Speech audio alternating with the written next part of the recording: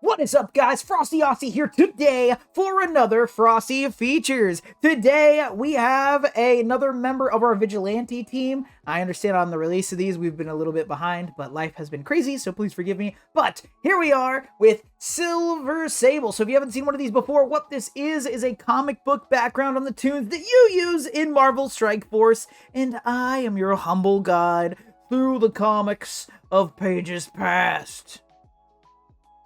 Hit the wrong button.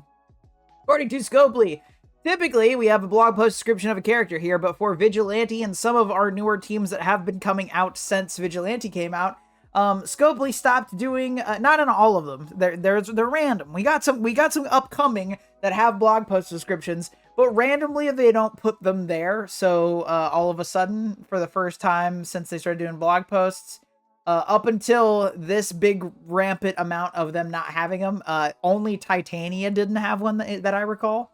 And then when we got all the way up to Vigilante, they just sort of stopped and became super hard to find. If they exist at all. So in the case of Silver Sable, usually there's a blog post description we rated at the end of the feature. Silver Sable did not actually get a lore description like hundreds of characters before her. Daredevil also did not get one, so and there's still a couple more to come, but we do have some coming. I don't know, it doesn't seem like they got rid of it completely, so I'm keeping the segment and I'm just vamping at this point. We're just gonna move on. Silver Sable, that's our girl. I think that's Silver Sable from the Ultimate Universe, but I like the picture. Name Silvaja Sablinova. Sounds like she could be related to Black Widow. First appearance, Amazing Spider-Man number 265. Powers and abilities, none. Silver Sable is just a woman that is a highly trained badass. Gonna blaze through this whole thing, aren't we? Aliases, Agony, Commander Sable. So, Agony being one of the, progeny of Venom in Spider-Man, so she does take on that symbiote for a short period of time. The Purple Girl one, for those of you who have seen some of the old comics. But there's other multiple hosts for Agony. Not quite as many as something like Scream or Venom or something like that, but still. And then Commander Sable. She is known for leading various groups of mercenaries, typically hired by her. She leans hero, anti-hero. She leans towards hero pretty hard, but she's kind of the hero that gets in other heroes' way, which is honestly one of the main reasons why she's pretty interesting.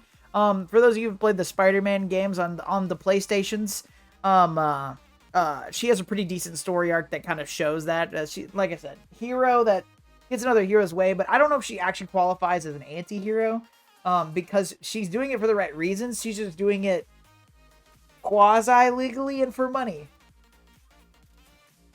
Affiliations, Heroes for Hire, perfect example. Shield and the Wild Pack, very specifically, her story hinges on that of the Wild Pack. So as shown on the logo here on this page, as well as I will reference it a few times within her origin story. The Silver Sable and the Wild Pack is where you can read an awful lot about her, and then she ends up having her own company, which I believe is called Sable Industries. Silver Sable International, Sable International. There we are. Yes, there's a few affiliations, but these are kind of the big ones. Background, Anina Simcaria. So this is a country that is sort of like Wakanda. It's viewed as very poor, whatever, but there's some secret wealth hiding up in there, and that's where Silver Sable comes in. She is born to a line of royalty, even though she's technically a princess, but she doesn't really take that ruling role exactly. Instead, she decides to run the Wild Pack and take over in the shoes of her father. So it's kind of a little crazy, but yes. So technically, she's a princess. Marvel's owned by Disney. Silver Sable's a Disney princess. You heard it here, folks.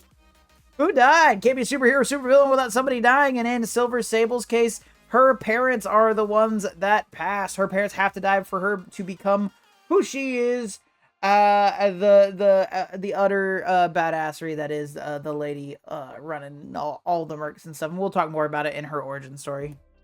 The hair, her hair is silver. Very much, it really reminds me of the 1990s It, and actually it's probably from the book of It. But in It, the one of the kids sees Pennywise the clown, whatever, sees his true form and his hair turns white. In this situation, she watches her mother die, and in watching her mother die, her hair permanently turns silver. She also has a problem. I don't think I'll address this in the next. Let's double check.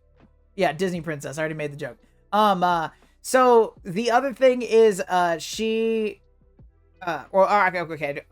excuse me.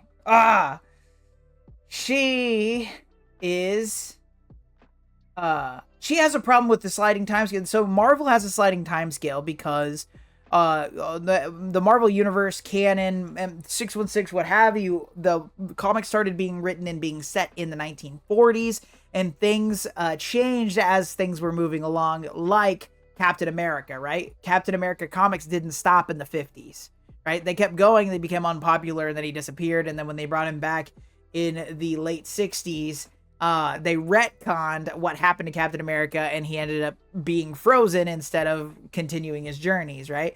These sorts of things, you know, hopping into the Vietnam War, and then all of a sudden maybe they're working in a Desert Storm. I don't think that actually happened, but that could. That's the sort of things they have. They move things, right?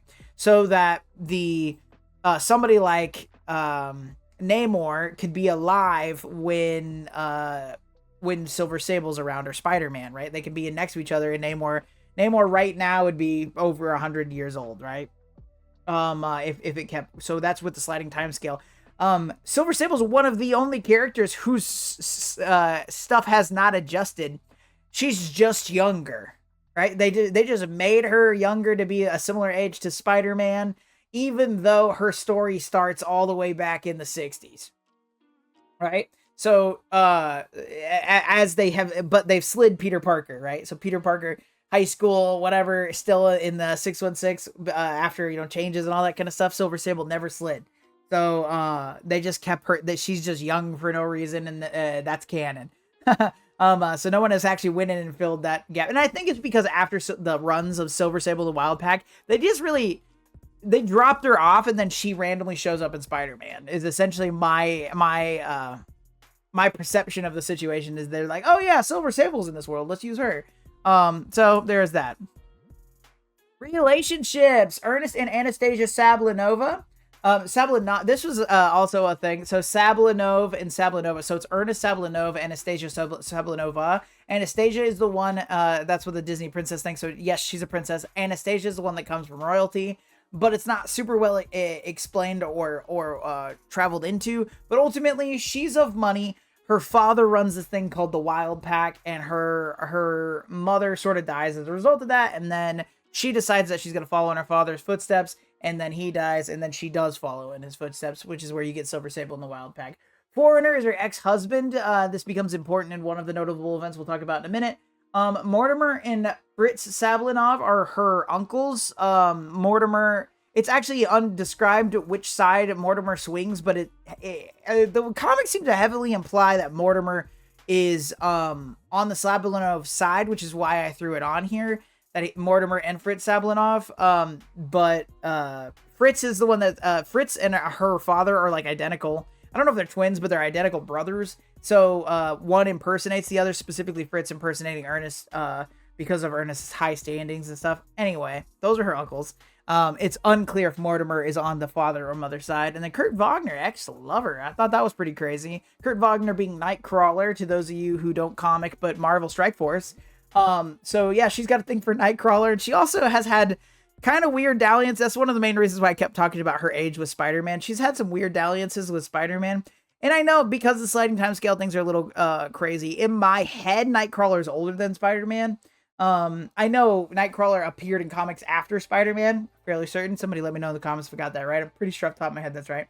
Regardless, as the time scale slides, I'm pretty sure Nightcrawler is typically depicted as a full-grown man, whereas Spider-Man, we typically see him in his teenage years or his early 20s. So It's just interesting to me. Oh, we also recently had the run with Nightcrawler being a Spider-Man, which, you know, things and whatnot.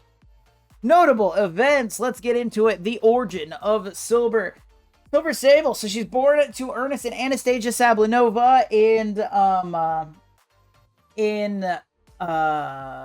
Simcaria, and her father and her father runs the Wild Pack, which essentially is a group of Simcarians that track down war criminal Nazis from World War II. So essentially, they're a group that's post-World War II hunting Nazis, right? Very Inglourious Bastards after the fact, the follow-up movie, if you will.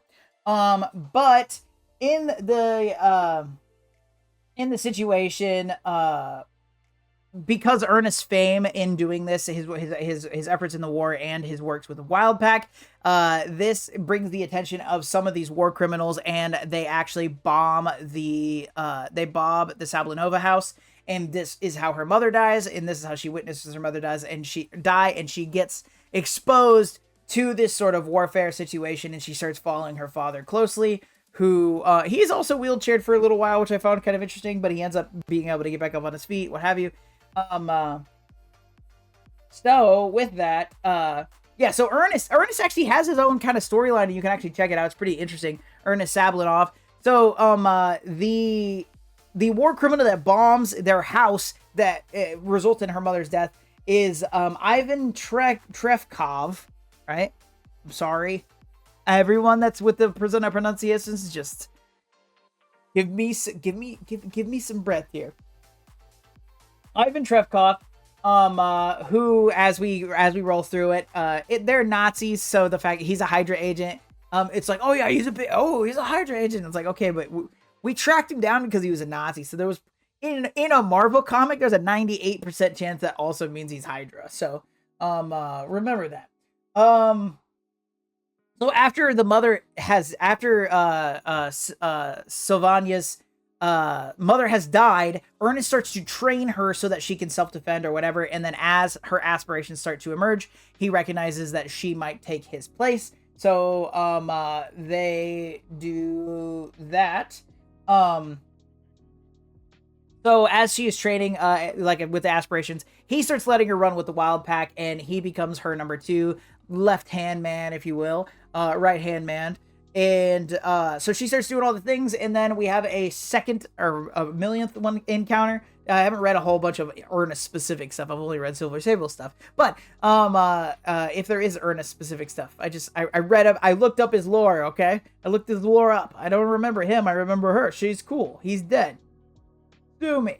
Anyway, so she works with him until they run back into Ivan Trefkov, and in running into Ivan Trefkov, he stabs Ernest, and Ernest dies. This leaves Sylvania to take on the Wild Pack, so she begins to Nazi hunt and stuff with this group. This she also inherits her father's fortune, and through the Nazi hunting and stuff, she amasses a little bit of extra cash, and eventually this is how she establishes Silver International, which is Silver Sable International, which is which is the name she ends up going by, as well as this is what brings her to America. They're tracking additional war criminals, etc. Brings her to New York, and in this base of New York or what have you, this is where she has her run-ins with Spider-Man, of course, because that's where you find him.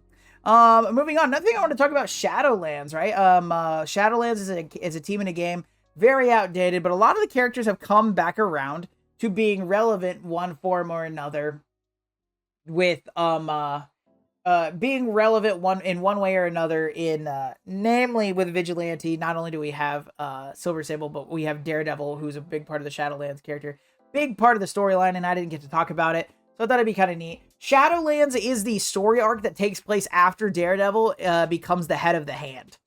Very interesting situation. So when we have that, so he takes over the Hand, And essentially everybody's like, oh my god, is Daredevil evil again? Where is he? I don't know. The Hand's an undergrad organization, so it's kind of hard to find DD. What's going on, right? So what happens here is a group decides to take advantage of this situation that Daredevil's running the Hand now. And so what they are doing is they start offing a bunch of random people. They start offing a bunch of criminals or people that look like they were going to be criminals and got away. So for those of you who know Matt Murdock's MO, right? Matt Murdock can hear how somebody's heartbeat and can therefore detect whether or not they're lying. That was what makes him such a good lawyer. So by perception, a lot of Matt Murdock's clients could have been villains, bad people that did something that got away with it just because Matt was a really good lawyer, where in reality, they were good people, right? That's the concept of Daredevil. So in this situation, there's a lot of people that get off from crimes and then they're getting murdered, and the Hand insignia is left upon them. This is what brings Silver Sable into the situation. One of the people that they were tracking, this happened to them. And actually, in trying to get a lot of this information, what I actually had to pull from was Misty Knight's storyline. So Misty Knight is trying to help somebody and finds them dead, and they have the Hand insignia on their chest. So Misty Knight, being from Heroes for Hire in-game, no longer very relevant. If you're not paying attention, Heroes for Hire can catch up in war, but really other than that, it's not a big deal. Anyway, so Symkaria went through rough times. Like I said, they're perceived, and they're not Wakanda, right? They're not super mega rich, but they are a poor nation in the Marvel universe. So Symkaria's embassy had been abandoned after a lot of things. So Silver Sable had actually bought out the Symkarian embassy to use it as a base for Silver Sable International. And her hope was to be able to annex it back to Symkaria and get it reestablished as she's working. So through that, let's see. Yeah, so she had some criminals she was trying to bring in to Interpol, and when she went to find them, they were dead and had the Hand insignia on their chest. Once again, we are now aware that Daredevil is running the Hand, so they're trying to investigate this. And what happens is that Misty Knight and Paladin, so the guy on the bottom left is a character we don't have in Marvel Strike Force, only one on this picture. So we've got Daredevil, you can see my mouse. You got Daredevil, we got Cloak, Silver Sable, Misty Knight, and Paladin. Essentially what happens is each one of these people have their own, not Daredevil. Daredevil's the one everybody's worried about. Each person has their own storyline, and what happens is they come into interaction, they're helping somebody, they're trying to find somebody, etc., and they find somebody dead with a Hand insignia, and they all end up finding each other, and they're like, we need to form a team, and we're going to do something about this, right? So, in these individual investigations, all of these sort of end up hinging on Misty Knight, who is very prominent investigator in the Marvel Universe. So, Misty Knight ends up following a lead and learns the deep, dark secret of what's actually going on, but she gets the ever-loving crap kicked out of her, and she is discovered near beaten to death in an alley. And in this, Silver Sable foots the bill and puts her up in a nice hospital so she can be around when Misty wakes up. And upon Misty awakening, she reveals that what she found was a lot of these deranged cops that kind of kicked off to the side. If this sounds familiar in recent media, I don't want to spoil anything, but by now you should have seen Daredevil Born Again. But there's a similar thing, kind of situation, sort of thing, maybe a little bit. It's not like, anyway. Regardless, with that, I just spoiled the whole thing. He reveals that these cops are doing it and making it look like the Hand are doing it, so that they can put it off on Daredevil, so that they can put it off on the Hand, and they think they're taking bad guys off the streets. So with that information, they were able to bring that to the leadership of the cops and reveal what was going on. And that's sort of their little thing within Shadowlands. But Shadowlands, interesting story. I really like the Daredevil taking over the Hand story, and then the follow-up of this is pretty neat to see how he reacts to it and stuff. Because there is some there's some corrupting forces within the Hand. There's a lot of magic and such. We know that Marvel Strike Force with the Mystic tags and things like that. So anyway, check out Shadowlands as just a thing to read or whatever. And then also look at Paladin. That might be a character we have. They're starting to do some deep cuts, right? So We might see Paladin in the near future. We don't know. We're gonna need more city people eventually, right? So anyway, but Paladin and Misty Knight are like this, right? And Silver Sable is also in a similar situation with a character named Foreigner, who ends up giving her like extra tech and stuff, which is one of the reasons why she's able to be able to fight on the level she does, besides her immense amount of training. So from there, Marvel Strike Force doesn't care about power levels, but here on Frosty Features, we do. Now, the way that this works, if you are a multiversal threat, it means you can end all reality, not just your reality, but the realities around your reality, toppling the multiverse at a whim. Universal means that you have the power to end your reality or universe, hop on over to another one and take that one out again, knocking them down one by one. Cosmic means you are a threat on a planetary scale. On the low end, taking out like a planetary body, or on the higher end, taking out something like a solar system or a galaxy with enough time and effort. Nuclear means you have power equivalent to that of a nuclear bomb, leveling things like small cities all the way up to a planetary body, depending on size, structure, and time. Super Soldier means that you are beyond all human capabilities. That is my limit. Anything a human can do, you can do better, right? Very Annie, look at it. So you are being able to do things like take out a brick wall or level a city block. Super Soldier City is means that you are a human being trained to the absolute utter peak of human ability. These are our Olympic athletes. In Marvel, we have a lot of secret agents, mercenaries, ninjas at this level. I think you see where this is going. But also, there's Greg. Greg is the undead Asgardian that's spawned by Hela in Marvel Strike Force, and without an undying team to back him up, or Hela or anything, he is nothing but a nuisance. Something to be wiped off the field by somebody's passive or ping.